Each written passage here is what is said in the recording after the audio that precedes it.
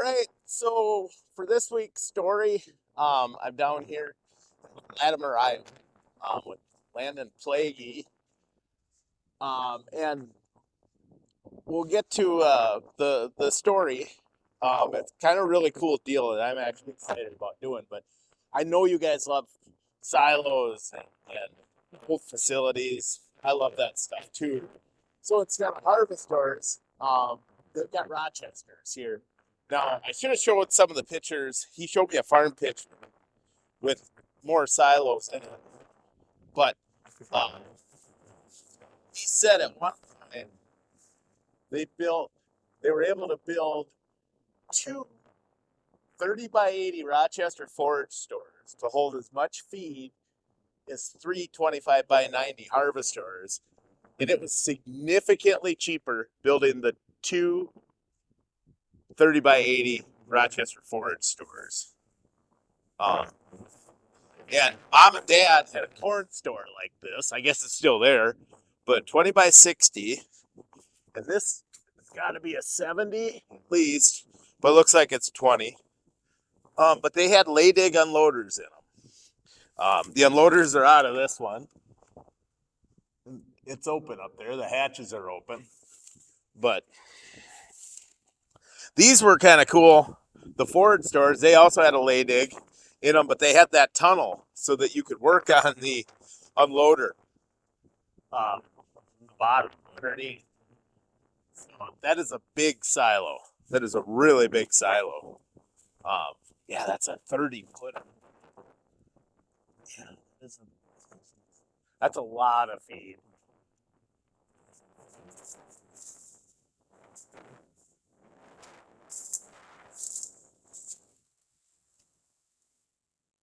So we're gonna do a story. I'm gonna show you their bin site too. It's got a really cool bin site. It was a feed mill, but yeah, look at the bands. How close the bands are together there. So, and then they had cattle barns down here. We talk about raising cattle, and they raised hogs. So, but yeah, what a cool deal. I still love silos.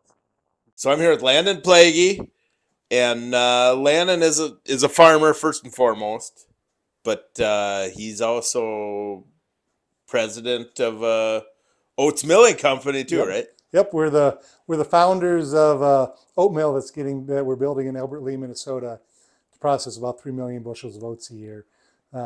Kind of move farmers beyond just being commodity producers to actually producing food that people eat, and get us farther down the supply chain. Yep. So that's what got me really interested was I know the demand for oats is and gluten free, etc. is explosive. I mean, that's the way you could describe that market. It's been really explosive, and then you guys were starting this farmer, investor backed mill, which thinking back 20 years ago, ethanol plants being built with farmer investors worked out really well. Yep, we're basically using the the ethanol plant model or the sugar beet plant model, where farmers invest in the mill and then they get a premium price for their oats, for delivering oats to it, and that allows us to have a level of traceability that's not available in the industry currently. And there's a story with it's the farmers. You could put a name, face with it, and farmers are there. It's not like you have to be organic. There is opportunity for organic in there, but you're kind of selling being a steward of the Yep. land too. Yeah, a big part of this project for us is getting a diverse rotation on our acres. That diverse rotation is just better for our soil. It increases our corn yields. It lowers our corn inputs. We're planting corn for $190 an acre less than we would be doing a conventional system and producing the same yields. So having that third crop also reduces nitrogen loss in our soil, reduces erosion. Just in general is better for the soil. It allows for opportunities like grazing cattle on the cover crops after oats, double cropping soybeans, or spreading manure in different time periods, spreading out our labor and making a farm more viable for future generations. Yeah, the that was one of the things that really excited me was the cover crop is ends up being great feed for cattle. It makes livestock more viable. And let's face it, for opportunity for young farmers, uh, there isn't enough opportunity if everybody's just going to grow corn and soybeans conventionally, is there? I mean, No, we need to move our farms beyond just being commodity producers. We have a special story. All of our farms do. And if we can tell that story and grow food that people want to eat, they want to hear that story. You go to Europe, you go to the coast, they want to know where their food is grown, where it's coming from. And a farmer owned mill allows us to have that traceability and sustainability story that nobody else can provide.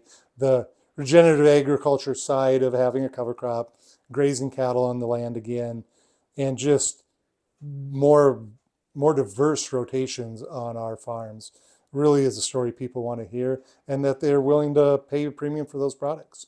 yeah.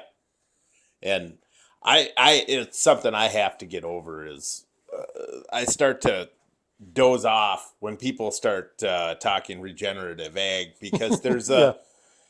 there's a stigma, hippie farming, Yep. etc. And nothing against those Oh people, yeah. but in a lot of instances, it's not practical to. Yep. I mean, we have to make a living doing this also. That's a big issue with the regenerative ag movement. I'll say is, you know, it's great to have 100 chickens or 5 acres of hazelnuts, but is that an actual scalable model? And it's not.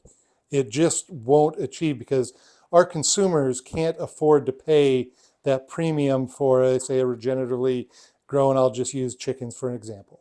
I love some of these chicken projects, but they need $15, $16 a chicken to break even. You and me can go to Quick Star, buy a ready-to-eat rotisserie chicken for $5. 97% of our consumers are going to go buy that $5 hot and ready to eat chicken. And so we need projects that can actually do it at scale and work with what agriculture is, because agriculture is, American farmers are very efficient. We can grow large quantities of Well, food efficiently, and we can do that regeneratively and with a traceable story as well. But we can't ask consumers to necessarily pay a price premium for that because consumers struggle as well. We can't be charging 3 times as much for a product and expect it to be widely adapted. So with our oat mill project, with the scale we're at, we'll need about 30,000 acres of oats a year at initial production. 2 to 3 years from now, we're looking at doing about 60,000 acres of oats a year as we ramp up to full capacity. And that's a scalable level. We can have an efficient mill, we can have an efficient process while keeping our traceability and regenerative story and provide that for consumers. Essentially, we can do healthier food for consumers in a variety of means between the gluten-free, the allergen-free, the chemical status of our product, and just having that farm level traceability. The market the consumer market is pulling farmers into being better stewards of the land this way, instead of us trying to, say, push practices onto farms that may not be as economically viable. We need to let the actual consumer market pull us into, say, planting a cover crop or reintroducing livestock to the land, and reward farmers for doing that with a market instead of trying to, say, incentivize it with a $10 payment for this or a $20 payment for cover crops, or trying to force farmers into practice change. The market is there, the ability is there. We can do it at scale to pull farmers into being better stewards of the land. yeah, I agree. That whole it has to be. I always say that about any of the small farm models. Yeah, I think a small farm. I think for one thing, people what they say, well, I can't make a living if I don't farm 2,000 acres or hmm something. It's like, first off, what's your idea of a living? Like, you have to, yeah, to one person, it's way different than another person. yeah, But when you start figuring out, well, is this project, viable?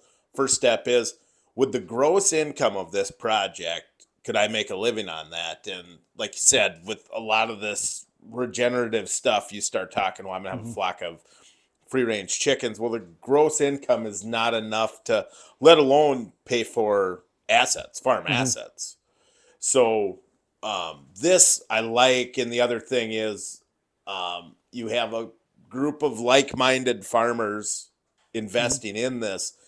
It almost goes back to the co-op roots, Mhm. which I say that a lot, and I know some people don't like it, but um, the co-op system in this country is broke. Mhm. Our our entire food system is broke. Not Right. only the co-ops are broke, but this does go back to what co-ops were originally designed to do. We're pooling together right now 71 farmers that have invested in the project to build a mill that we couldn't build on our own. You know, we if we each tried to build a mill, it'd be very inefficient. We couldn't get beyond that farmers market model, which is great, but it doesn't provide an economically viable farm just because of the labor, the resources required to sell 3 pounds of flour, at a farmer's market. You just can't do that. We can appeal to large scale food companies that are selling commodity oats essentially, but provide them a non commodity product, a traceable oat product that's grown in a sustainable way. Ideally, co-ops would be doing stuff like this, but they've moved to corn and soybean production mainly because they can sell more dollars per acre of inputs. I've talked to co-ops about this project. I do have a couple that are interested and I think it might be good potential partners, but the average co-op can sell $500 an acre of inputs if a farmer is planting an acre of corn. Between seed, chemical, herbicides, fungicides, fertilizers, they want to sell $500 an acre worth of product. With growing an acre of oats, we only need $200 an acre of inputs. And so there's very little incentive for a co-op to go from selling $500 an acre of inputs to selling $200 an acre of inputs. And it might make the farmer more money if they're just planting oats and selling that $200, but that makes co-op less money. And it's really the same with insurance companies as well. That's part of what's broken with our system. We're controlled by commodity ag producers, the Monsantos, the DuPonts. You go to a university football game and there's a Pioneer logo on the football field or a Beck's logo on the football field. And they're the ones sponsoring our university research as well. And the entire system is based on selling more dollars per acre to farmers instead of how much money that farmer can make. Yep. And yeah, that's what I say when co-ops are broken is, if theoretically, so if you've got a farmer investor delivering oats, um, let's just say one owns 5 shares, or let's just say one delivers 5 times the amount of oats as Yep. the other one. They're all getting that same price based off a shareholder price. Yep. Where I say the co-op system is broken, if you need any evidence at all, let's just say you go to the co-op for a price on seed and you say I need to plant 2,800 acres of corn, Mm-hmm. and your neighbor goes over there and says I need to plant 45 acres of corn. Are they going to get the same price of seed from the co-op? Mm-hmm. Probably not. And they should, because it's Yeah. a co-op. In Yeah. theory, that was the idea, In is you theory, that's pool the idea of the these, co-op. and Yes. that doesn't work like that anymore. No, it doesn't. You can go to a co-op and say, I want them to buy 2,000 bushels of soybean seed in bulk. I want 2 semi-loads of seed. I'm going to get that seed $10 to $15 a unit cheaper than somebody that's going in there and say, I want to buy 25 bags of soybean seed. And that's not what the co-op model was. It's not what it was designed for. Should be to help the small guy be on a similar playing field as the large guy. Yes, And that's why the co-ops exist. And it's just kind of moved beyond that, and it's not working that way currently. right. But that's that's the gist of the, and I'll probably, you have to get going fairly soon. Yep. So I'll Kind of I'll on that go. co-op model, I can add to that. The crazy part about it is now the larger farm operations are just skipping over the co-op completely because the co-op can't even provide them the prices that they can get on their own as say a 5,000, 10,000 acre farmer. And we're skipping over the co-op now. Right. And because the co-op's margins are too high for what they're doing. And so it's really they're hurting themselves. And that's what I say, the just strictly corn and soybean row crop. Well, you could throw wheat, you could throw cotton in there, Yeah. whatever. The commodity production cycle is a race to the bottom. Yep. Yep. It is. And our entire system is set up for that race to the bottom between crop insurance, inputs. Everything is basically passing money through the actual producer's hand to the landlords. And I'll Right. call them landlords. Essentially, us producers are really just serfs to whoever owns the farmland. And I own farmland, you own farmland, but we also rent farmland as Right. well. And that rented farmland is not supplying the returns. It's not supplying the sense of ownership, the actual dollars to us that it should be doing. It's all passing through our hands to somebody else. And this is nothing new. I mean, this goes back Yeah. to Europe. I mean, this Yeah, is an it's a ancient feudal system. I mean, It really is, and that's what's scary. Not to get too deep into politics, but if we continue on with ag policy the way it is, you end up with monarchies. Basically, is what we will end up with. You're having all this, land owned by a small handful of people, and that consolidation we're going to see is going to accelerate in the next few years as the baby boomers age out of yeah, land ownership.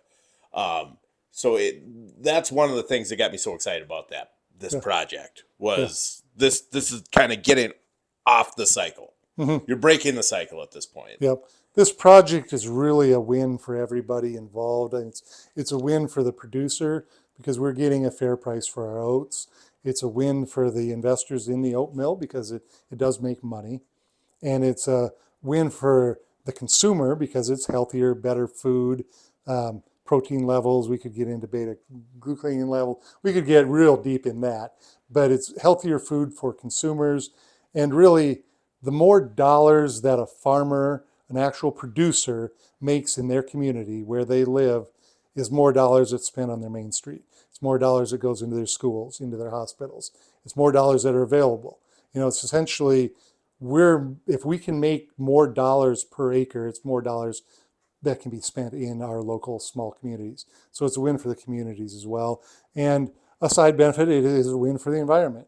I mean, I don't want to get too deep into that. Every farm has different practices, but no-tilling and cover crops do lower nitrogen loss, fertility loss, and erosion on our soil. Yep. Yeah, I don't think anybody can argue that. Yep. No, I think there's real benefits to the consumer, and like you said, like the putting the dollars back on Main Street. I think that's one of the things that the consolidation in ag has really been lost upon people is you go out to more remote rural areas where there isn't close to a metropolitan area. Like my hometown, obviously, our community has been growing for as long as I remember, but that's not based off of agriculture anymore. It's no longer based off of that. It's based off of the economy growing from a metropolitan area. When you had more small farms that required more infrastructure, and the more infrastructure allowed more people to have an opportunity to have a business, and that's where they talked about the dollar passing through a farmer's hand was multiplied so many times over. Yep. It was such a beautiful thing. When you consolidate all these farms and all this production into a few hands, then you end up you lose a lot of that. And, that money goes, let's just say the co-op 2 towns over can get them a better price on something. We're going to skip this co-op. Yep. We'll go to that one. Yep. This dealership group 2 states away will offer us a mud deal on equipment. So we're going to do with that rather than we'll skip the local dealerships. Yeah. So it's really a slippery slope of consolidation and all of that, where if we can overcome it even on a small level, and I'm not saying consolidation is all bad. I mean, I farm 4,000 acres. We have 10,000 hogs. We're not a small operation, but we're a family operation. I farm with my dad and my uncle. And that's who runs the farm. And yeah, we farm this much, but it's not a lot compared to other operations. But that is, I've buried. I've knocked down 10 acreages on farmland we own, and those were all people that shopped in our towns and went to our schools. And it's just a cycle that we're on, and we're all on it. It's a train that's hard to jump off of. And a project like this allows us to have a more diverse operation, reintegrate some livestock to the land, and we need more labor to do that. We're producing more dollars, more pounds per acre, and it does take more people to do that. And that will help reverse some of that or slow some of that drain on our rural communities. Well, and that opportunity as far as as livestock is consolidated, uh, livestock took labor. Mm-hmm. That livestock brought a lot of kids back to the farm, right? Yep. So when you do that, when you've consolidated this, you lost that opportunity. So let's just say now somebody can raise small grains, then they run cattle after that. They can pasture pigs. Yep. There's a lot of opportunity there. So you can bring that livestock back into the operation, allowing a kid to come back without but the way we've been going, it's like, well, the kid's coming back to the operation. Now we're going to go run land rent up to get another 1,000 acres to cover. Yep. This is another way of doing it without. Yeah. Like you mentioned, Ryan, they say, oh, I need more acres because my kid's coming back to farm. And so they'll run rent up, and they'll run it up to where they maybe are spreading their equipment cost out or however they justify it, but you're making $20 to $50 an acre is it on those additional acres. And so you say, I need 1,000 acres to make enough for my kid to come back and farm. Where if you farmed 1,000 acres and you can do something like reintegrating livestock to the land, like we've been grazing cattle 1 head per acre after small grains, and they're averaging 3 pounds a day of gain. We can increase our profit per acre from say $20 to $50 to $150 to $200 an acre. We don't need more acres to allow that kid to come back and farm. Yep. We can have a more profitable operation just farming the 1,000 acres that we already are, but doing a more diverse rotation, doing more diverse livestock on that same piece of ground. And that allows more people to come back and be farmers. Yep. So I think that's the exciting part about this, is that maybe some of the stuff we come full circle. Mm-hmm. Because the path we're on isn't sustainable. Mm-hmm. I always say that when somebody's like, no, it's perfect the way things are. It's like, is your plan to be the last farmer? Yes, that's a very good point. Because we'll get bigger, and that's it. So you need somebody else to quit so that you can grow. Mm-hmm. That's not a healthy mentality. Yeah. Yep, exactly. And like you mentioned earlier, it's expediting that race to the bottom. We're all trying to be the lowest cost producer to compete so we can pay more rent to the lords of the land, essentially. Right. And that's just a broken system. Yep.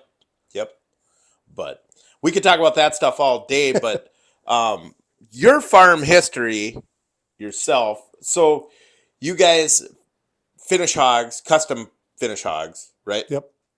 And you guys fed cattle for years. Yep. I grew up on a diverse farm. We had outside pigs, same as everybody, about 1,000 head of outside pigs, a couple hundred in confinement. And we had a feedlot that held about 2,000 head of cattle too. But it was a conventional feedlot, and very similar to renting ground. It's a race to the bottom. We'd go to a sale barn and buy cattle, and you buy the cattle pretty much no matter what they cost, same as you rent ground no matter what it cost, and you sell it for whatever the price is at the time. And that model doesn't work very well unless you have some differentiating factors, say your cost of feed, or your facilities, you have nothing in your facilities, or you're mining your existing facilities without spending money replacing things. And that doesn't work long term.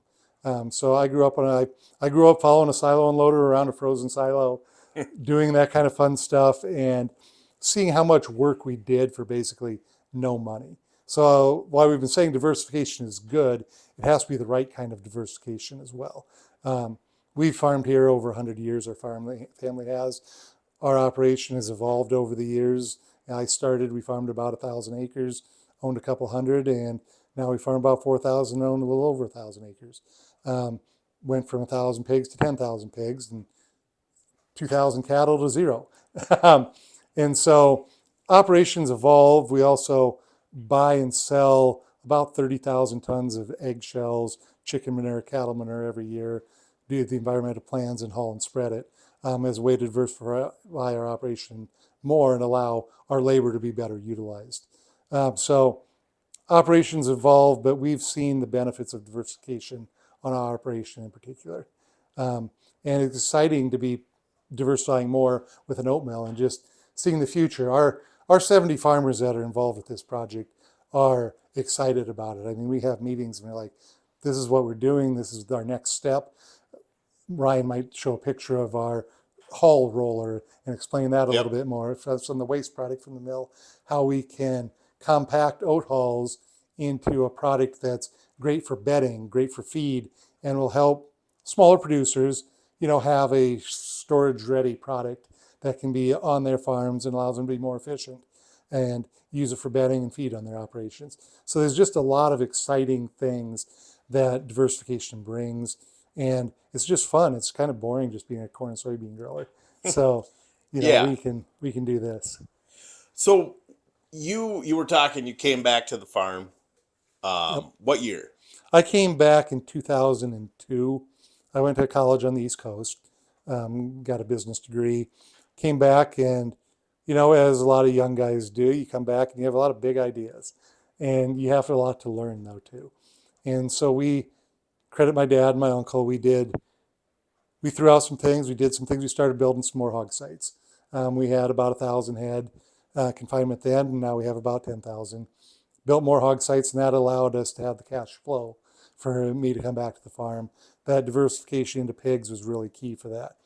But we also started doing closeouts on our cattle, tracking what we were actually making on feeding cattle, how that worked, and similar to what you experienced in dairy, the dollars just weren't there for the juice wasn't worth the squeeze. Yep.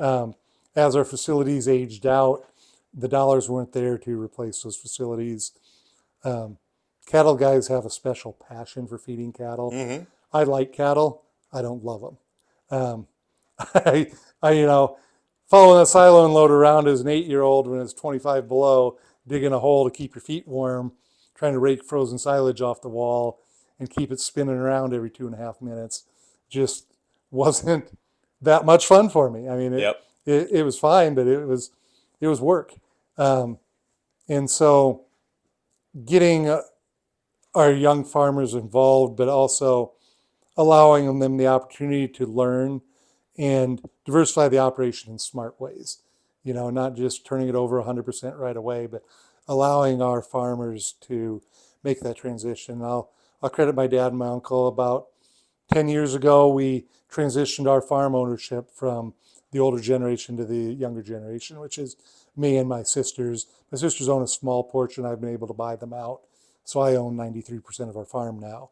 And that's been transferred out. I own the farmland, I own the equipment, I own everything, and I pay my dad and uncle a fair salary. And a lot of older farmers try holding on to the land too long and then say there's 3 children in our operation.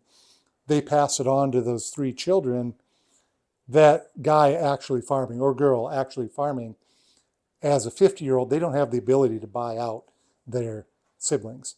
And if you do proper planning ahead of time, and different guys have different methods. We use a life insurance method.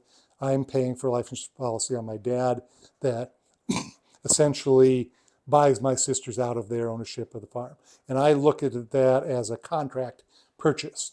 I'm paying for that policy until my dad passes, hopefully 25 years from now. But I pay for that policy, but it allows me the ability to buy my sisters out over time. And so farmers have to be creative on ways to pass it on to the next generation in viable ways that allows the farmer to be successful, bite off small chunks every year that allow it to work, while also providing that generation with a stable retirement income and a stable source while being fair to the non-farming siblings as well. Well, and I think a lot of times it gets brought up. There's good and bad with inheritance Oh, tax. it's yes. Yep. And a lot of times it gets way too focused on that it's bad, it's bad, it's bad for farmers. But really, you can transfer a fairly large operation if you plan it out. Yep. If If the mentality of I'm going to hold this until the day I die and then let yes. them fight over it, and suddenly you end up with problems. But Yeah. yeah, you can start selling the farm. Heck, I've even said you sell it on a land contract, so there's no Hmm. mortgage involved. Yep. And if the father does it right and Hmm. reinvests those land payments, Hmm. then Yeah. there's plenty of nest egg to pay off Hmm. Yeah. siblings, etc. You Yeah. know, And pay tax, whatever. smart estate planning is so important because, like, just take my example or my situation. If the equity of the operation hadn't been turned over to my generation, we wouldn't have had the ability to use that equity to grow the farm. If, say, the dad is just holding on to my dad's an older baby boomer. If he would have just held on to that equity until he died and just not used it to, say, buy more land or build more hog facilities or whatever the Yep. case may be, expand grain storage, um, that equity essentially isn't doing anything for anybody. It's just sitting there. And by transferring that equity to the next generation, not only can I use that to pay my siblings, I can use that equity to expand the operation. And so it's really important to be able to use that leverage to keep your farm's operation growing. And that's what handcuffs a lot of young operators, young guys Ryan's age, my age, is the older generation holds on to the equity that's been built over the years and doesn't allow the next generation to leverage that equity until they're 50, and then they have to leverage the equity just to pay off their siblings. Right. And really, if that would have just been leveraged from the beginning, that equity could have paid off the siblings and grown the operation. And so it's a it's really sad that a lot of operations don't do that and don't utilize that built up dollars of the farm to grow. Yeah. Like I said, in the estate tax thing, like I said, there's some good in that. So Mhm. the way we're going, is you end up with these farms that are so big that you know we end up like Europe. Yeah. There's lords of the land, and Hmm. that's what we get. So yeah, the idea of a state tax, and I say this all the time, even worst case scenario, they got to pay some estate tax. Well, if you're a go getter and you really want to farm, and say you got to pay a 30% tax, well, there's no bank around that's going to have a hard time with if you have 60. If you're paying a 30%, you have 70% equity in an operation. There's no bank around that's going to say no. I won't borrow you that money Exactly. if you really wanted to. Yeah. Yep. Exactly. And it's the banking leverage game that we all play, but it has to be done smartly and with the opportunities that the older generations can provide as Yeah. well. Yep. It really takes a team effort though. Otherwise, essentially you're starting from scratch every generation, Yeah. and that's hard to do. And Yeah. I mean, there obviously has to be some allowance there. oh yeah, You should be able to pass stuff on, yep, exactly. but So I do think that we're better off if we keep non people that aren't passionate about agriculture or non-farm people should stay out of mhm. agriculture. I don't like a Yeah, lot of outside yeah. The investment. outside investors are killing the ability for farmers themselves to buy land unless, like I mentioned, they have the leverage of previous generations. Right. A young farmer can't go buy an 80 for $15,000 an acre and then 2 years more buy another 80 or 2 years after buy another 80. They can't do that unless they have the ability to leverage the 200 acres that the previous generation owned, and then they can leverage that, Yep. use that to keep building. It's a snowball rolling downhill, and a lot of guys essentially melt that snowball before they give it to their son or daughter. Yeah. So I think there's ways to make this all work, but if you're passionate, I think it comes down to you better be passionate about farming if you're going to farm. Yep. Yeah. Did you always know you wanted to farm? I always knew I was going to be a farmer. My parents discouraged me from being a farmer, actually. But Which I is always, common it's in just common. It our is. age. Yep. Especially with the hard times they went through in the 80s, Yep. our parents and the struggles that they had just holding on to farm operations. But yes, I always knew I was going to be a farmer. I really learned a lot. I graduated high school a year early. I kind of condensed my classes. And then I went to Australia for a year just to see diverse operations. And I worked on farms from the outback to dairy farms to grain farms there. And I would really encourage parents to have their kids do something like that, just so they see something beyond what their farm operation is. Otherwise they think, I'm a farmer, I grow corn and soybeans. Where there's farmers that are growing 4 different crops or 8 different crops Yep. and different livestock, just different than what they're seeing. While it's still farm related and farm, it's still fun for the farm kid. I mean, I had a blast over there. I wish I could have stayed there. I pretty much got deported from Australia, which is kind of a hard thing to say. You can get deported from Yeah. Australia, but yeah, it's just the learning experience that can be had by seeing new opportunities, and that's part of the reason I think that I look at things differently, like say this oat mill project or diversifying our farm. I mean, we're 100% cover crop, we're 100% no-till, and that's pretty rare in any areas, but we can also produce a bushel of corn lower than most other farms in our area too. And so it's just interesting. Now, and I want to say thank you to Ryan for allowing me to be part of his podcast here and learning Well, it's a about his yeah. operation and what he's doing. We've known each other directly and indirectly for 5 to 10 years, Yep. or been following each other in the same circles. So it's great to actually get together and talk through some of the interesting ideas we have. Yeah. Yep. I like. It's always good to have someone to bounce some ideas off Hmm. of. Yes. There's stuff you're Yeah. going to learn from peers. Yeah.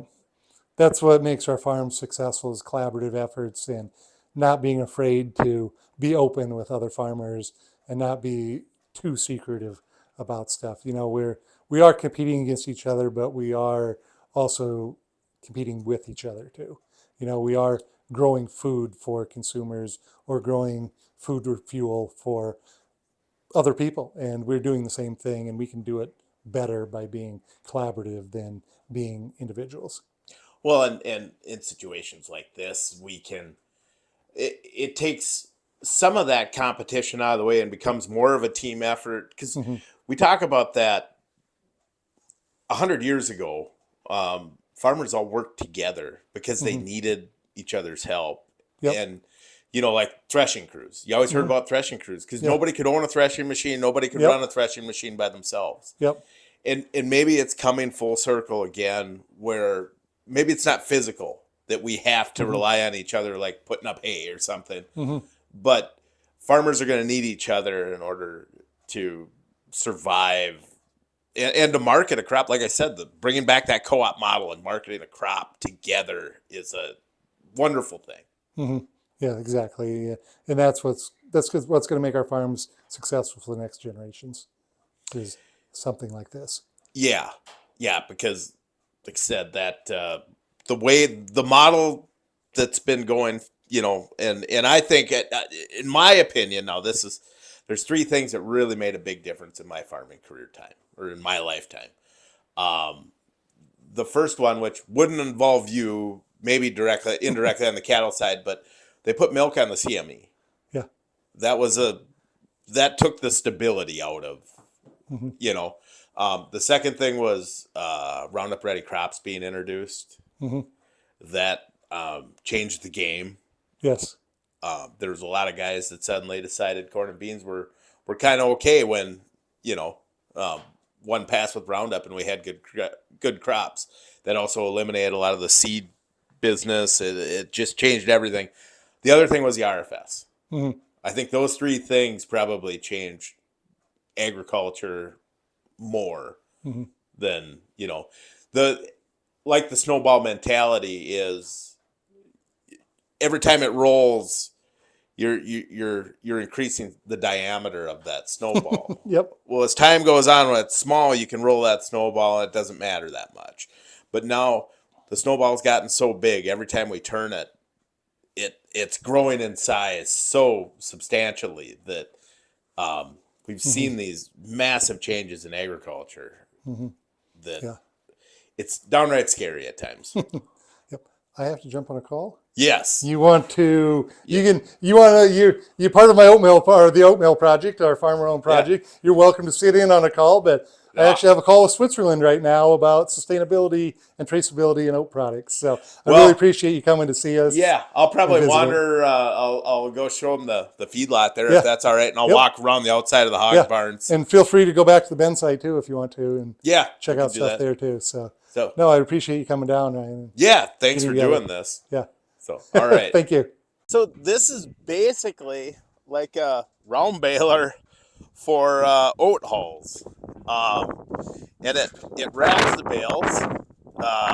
So it'll be like the marshmallow bales of oat hulls. So you'll be able to feed a round bale of oat hulls for feed, which you can add to with silage or something versus straw, or it's good fiber. Or they'll also be able to use it as bedding.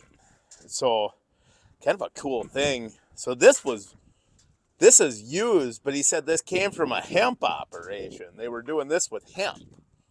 So I don't know. But yeah, there should be that's a good way to use these oat hulls rather than just being a byproduct. They end up a usable, valuable product. So here's one of the hog barns. Obviously, hogs, there's a lot of biosecurity. So you don't wander in anybody's hog barns. But, I'm hearing them. It's a neat deal. The sound of the hogs, and the fans running and stuff. Or actually, it looks like maybe one of the curtains is moving right now. Those are all sounds I remember as a kid. Mom and Dad's setup was there's about 800 hogs on the farm at all time, confinement barns. But kind of cool listening to those animals go. Fans running. Who'd have thought that, the finishing setup, with hogs would go the way it did, the integrator model, but that's the way it went. These have been really good to a lot of guys having these barns. I don't know if the payback is as good now as it once was, but if you have some facilities, yeah, it seems to pay. So yeah, I could smell them. Kind of cool. And I don't know if that right there is the loadout for the pit. So we always had a dock pump. Maybe that's just for a vacuum tank. I don't know. I guess I didn't see if there's a dock somewhere for the pit or not, but yeah, you can definitely hear the pigs. So he said they used to that brick barn over there. They used to keep hogs in there. That's a cool building, a brick barn. So I'll walk by that. We'll walk by the packer thing there for oat hulls. That's kind of cool. So a brick barn is really cool. These are not something you see around my area. Probably because wood was so plentiful, for one thing. Our area was home to a lot of hardwood forest. Not softwood, just good hardwood stuff.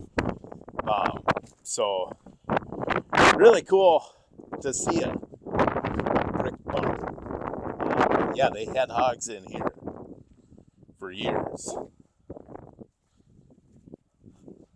And I don't know if that was a drag line or something down there. Sometimes you'll see that on a corn crib, but like a drag line. But what a neat setup. So here's his grain site, and this is, it's a neat setup because it's really old. It was actually a feed mill for 650 sows. Like, that is a lot of sows. That is a big leg. But what really is, of all this stuff, I mean, it's really cool seeing the old feed mill setup, you know, the overheads and that. And there's tunnels to get to all the bins underneath, which is really neat. I mean, it's commercial. This is basically, you know, this is way above and beyond what was built for a farmer at the time. And this was built in 1976. So can you imagine what this setup was in 1976? But this Chicago bin stands out to me because Chicago bins really haven't been around for a long time. And growing up, our neighbor Gary had a Chicago bin that was probably about 12,000 bushel. And I thought that was a big bin. But to see a bin this size, as old as it is, like this bin was huge when it was built. So, I mean, there's, what, 3 legs, conveyor to fill that. I mean, it's really neat. Grain handler, dryer, so a mixed flow. Obviously, must have, is there natural gas here? I guess I didn't notice if there's LP tanks or not. But yeah, here's the overhead and that. Like I said, this was set up for a feed mill.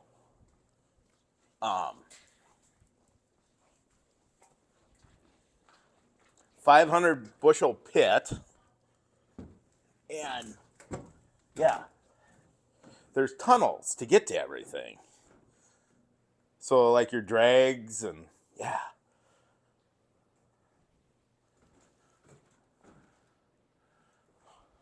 I love old setups. You know, could tour this stuff all the time. Really enjoy that. So this almost looks like a crib. It almost had to have been, wasn't it? Sure looks like it. So they had crib storage here. Oh yeah, this is built in an old crib, I'm sure. Yeah. Wow.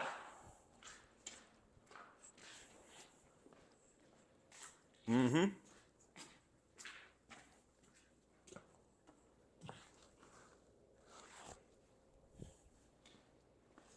So yeah, that is really an impressive setup. Like I said, 1976 this was built. Like, to wrap your head around, this was just a farm. Like, this was not a co-op or facility or something. This was a farm. Yeah, that's definitely a crib. Wow. Yeah, that Chicago bin is huge. A lot of Sukup stuff around here because, you know, Sukup is pretty close to here. So yeah, this must be the tunnel here, under there. Huh.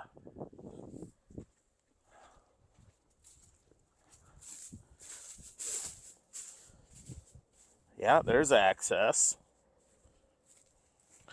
I wouldn't be surprised there's a giant rat around here. But yeah, sure enough, that is a crib. Yep. Wow. So yeah, we'll do the interview, but I thought you guys might really like this. You know, this is before towers, you know, where everything was freestanding. So there's guide wires all over. So better watch it with machinery. But what a really cool deal.